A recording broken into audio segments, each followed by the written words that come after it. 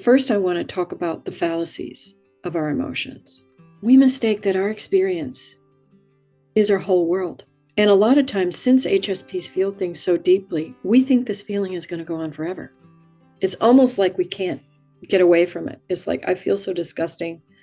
And we'll move our feet, we'll eat, we'll do whatever we can to get out of this feeling, because it almost feels like it'll last forever, because we do feel it so much. And by the way, that's how your rules are created. When you have an experience, either you want to do everything in your power to avoid it and never have it again, or you want to set up a if-then set of rules. That's all it is. That's how your mental patterns are created. And then you cataloged it, and then you use it. And that's what we call triggers.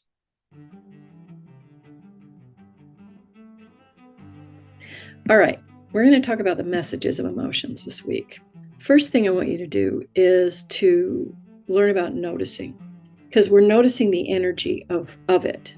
That's really what it's about, is noticing the energy of emotion. When you think about emotions, they're literally chemical reactions that create a vibration in our body. That's just what they are.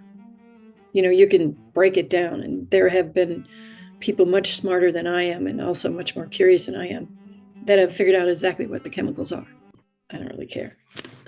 The next level of it is to learn about our stories and our responsibility for those stories, because it is the stories that drive the meanings. So, as I said, as a highly sensitive person, you are champion at feeling or numbing, because there are a lot of people who need to numb.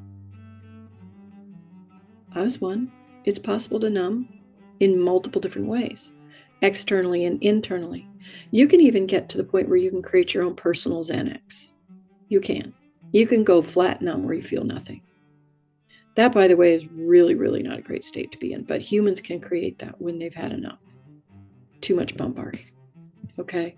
And if you do feel numb, if you catch yourself feeling numb, that is a gigantic red flag. Okay? Gigantic. Just remember that. Numbing is bad. The next thing I want you to notice is the chances are, if you are feeling generally unhappy, you probably spend most of your day noticing things that you don't like. Like, you'll notice that I don't like this, I don't like that, this is bad, this is wrong, this isn't enough, I am not enough. All these, things about ourselves, things about our world. We are creating stories about this is all bad. And I literally, at a point in my life, would walk around and say to myself 75 times a day, I hate this, I hate everything, I hate the whole world and everyone in it. And that's a pretty good mantra for telling your brain to notice what's wrong. Just going to say, you get what you focus on. And it's miserable. It is easy to be miserable. But now we're going to move to the responsibility part. The responsibility part is you freaking created everything. Now, I'm not saying it's your fault and you did it wrong. I'm saying that you have the power to create or uncreate. So let's spend a couple minutes on learning how we got where we are. Remember, I said we create our story. And that previous behavior is the story of who we are. We are people who find things are wrong, or we can be the story of we are people who look for things right. The story is the I am of us. It's our ego. Literally, it's our ego, because our ego is the I am. I am a person who. I am this thing. It's our ego. And our brains have decided that this is what we do, and this is how we act, and this is what's going on. And that's okay, because we need this story in order to live. I'm not saying it's a bad story. I'm just saying that you have the power to change it. How did you get the story? Well, when we're babies, we have unfiltered receivers. I know you guys have probably heard that. And as babies, we just simply absorb everything. It's all on intake.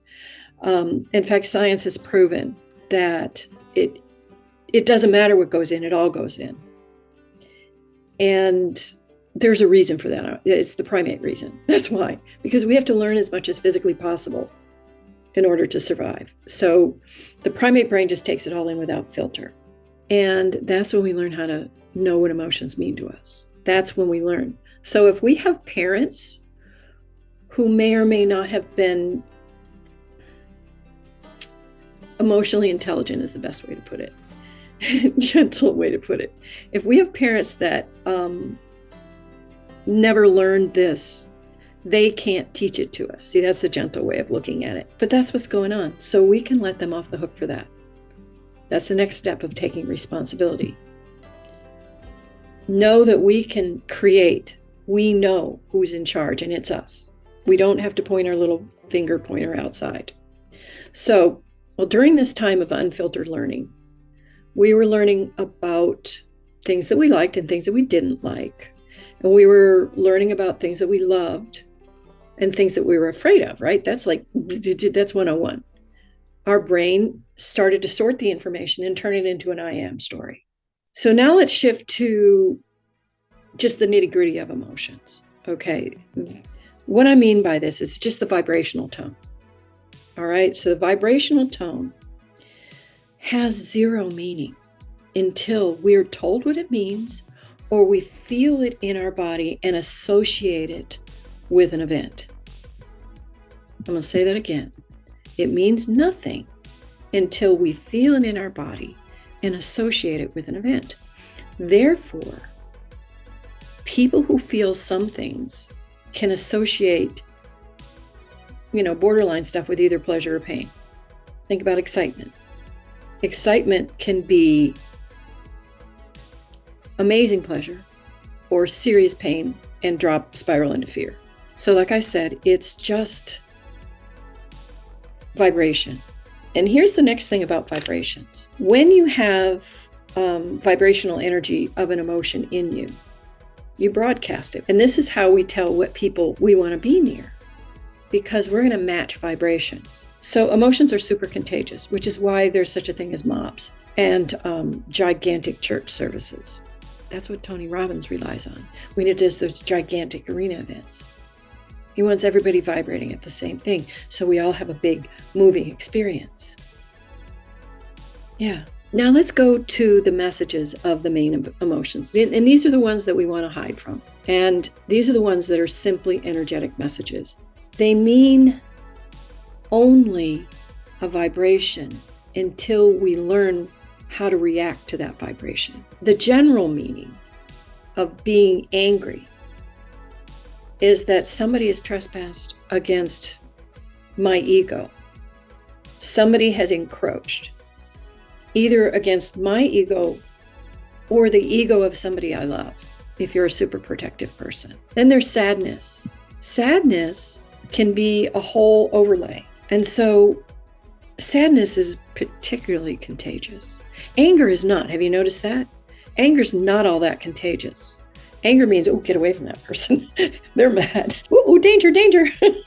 But sadness, it pulls people to the sad person. But literally, all it means, the only message of sadness is that something that I love is no longer available to me. That's it. Now we get to a more complex emotion, and it's the one we felt quite a little bit, is lies, betrayals. Right? HSPs are particularly sensitive to betrayal and lies. We connect very deeply with other people, so we become very sensitive to betrayals. And betrayal is a blending of anger and sadness when you think about it. Betrayal is, it's the how dare you. I feel very sad. I feel very angry both at myself and you. And it's a really messed up one. And it can knock us off course. Betrayal's big. Then there comes fear. Fear simply, the simple message of fear is that I am concerned that I am going to be hurt in some way, either in the immediate future or in the current moment. That's all. That's all fear is. That I'm afraid something is going to hurt me. And when you boil it down to just that tiniest thing, we give it a lot of power, don't we? So, as I mentioned, disgust, it means that I don't like something based on previous experience or its outward appearance. Those are the only two things. By the way, we do it to ourselves. We have disgust in ourselves and we prejudge ourselves too. In fact, the more you judge others, the more likely you are to judge yourself. Now let's go on to jealousy. Jealousy can be devastating. It can stop us in our tracks. But you know what it means? It means that I believe I am powerless to go towards my dreams. That's all it means. It means that I feel like I can't have it. Somebody has prevented, that's the other one, pointing it outward. Remember, we talked about the outward pointing finger. Somebody has prevented me from having it, and it's their fault. Or I feel like I'm not enough to have that. So it's part of judgment and longing and all the other stuff. But these are the basic emotions. And then finally, we go to longing. Longing in its true form is basically, I wish I could have that. That's all longing is. Either I want to go in the past, I want to go in the future, or I want something right now. I just wish. It's the I wish. But it's the underlayment of sadness, and I'm afraid to take I'm afraid to take action towards it that make it so devastating. Because when we have longing for something, it's easy to shift it up into jealousy. The next step is, remember I was talking about taking responsibility. So I want you to take responsibility for what you're feeling. So that's the first one. You can't point outward at, oh, that's the bad thing, and I can't feel it. You just, no. You have to say, I'm choosing to feel this, and it means this to me. And then get curious. Is it right? Is this story correct? Because everything is based on a story, right? Is this story correct? Is this a story I want to keep? There's your big question. Is that a story you want to keep? Then you want to notice the negative triggers in your life, because that's what this is about. Noticing your negative voice, noticing your negative triggers, and questioning them. Because if you don't, this is how you get where you are, right? You can get in a mood, and then if your mood continues, then you have sort of a temperament. And then you can get into a dark experience, and then you just become those dark people that we avoid like the plague. Right? So vibrational. Does this make sense? So just notice your triggers and question them is the whole point of that. We're good? Thanks, y'all. Have a great week. Till next week. Bye.